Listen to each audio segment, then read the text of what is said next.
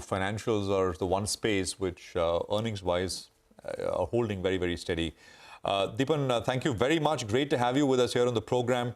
Have a good weekend. We'll see you back next week. Appreciate it very much. Mitesh, thank you very much for joining us as well. Let's just start wrapping up things because we're just, 2 minutes out from closing. It's a super close, and most of the gains coming in the last 60 minutes of trade, led by two areas. Reliance, which, actually, let's just take a quick look at Reliance. Doesn't close at the day's high, absolute day's high, but did well. Came up quite a bit, quite nicely, some 15-20 rupees in the last 60 minutes. Then there is the metals space. So big surge, 4% higher on the Nifty Metals Index. And of course, there was the PSU Bank space, which continues from yesterday. The initial part of the week was not great for the PSU Bank space, but it picked up again yesterday and today. Let me highlight the stocks for the Nifty. So Hindalco, JSW Steel, Tata Steel are the top gainers, all metals. Bajaj Finserv higher, and then Adani Group stocks, earnings-related reaction coming through. Adani Enterprises, Adani Ports, both up quite decently as well. On the lower side, again, a lot of this is a results-related reaction. Hero was down, the top loser. Dr. Reddy's and Cipla were some of the other stocks which were under pressure today.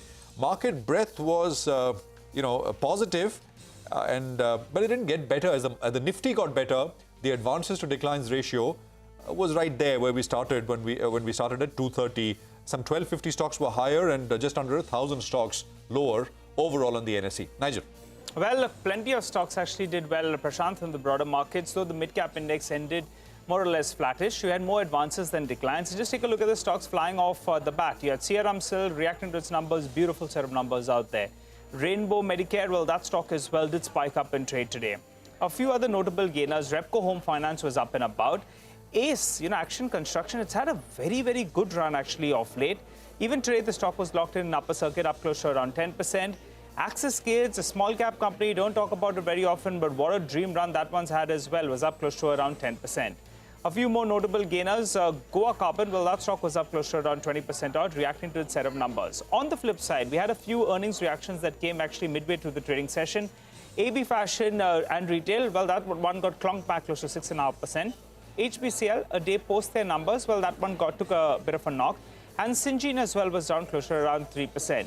SRF, the management sounded confident on the con call, but by the time we wound up, all the stock was down close to around 3% or thereabouts. All in all, it was a pretty decent trading session, with the Nifty gaining close to around 75 points by the time we wound down. The mid-cap index ending more or less in the red, while the Nifty Bank was virtually unmoved after an entire day of trading action, though the PSU Banking Index, that's the space that has got a lot of attention. That's been giving good amount of positive surprises in the numbers. And the PSU Banking Index, yet again, was up 1.2%. The big number to watch for tomorrow will be SBI and Bank of Baroda. And clearly, the street is pinning its hopes on them. Well, on that note, though, we'll wind down for this week in terms of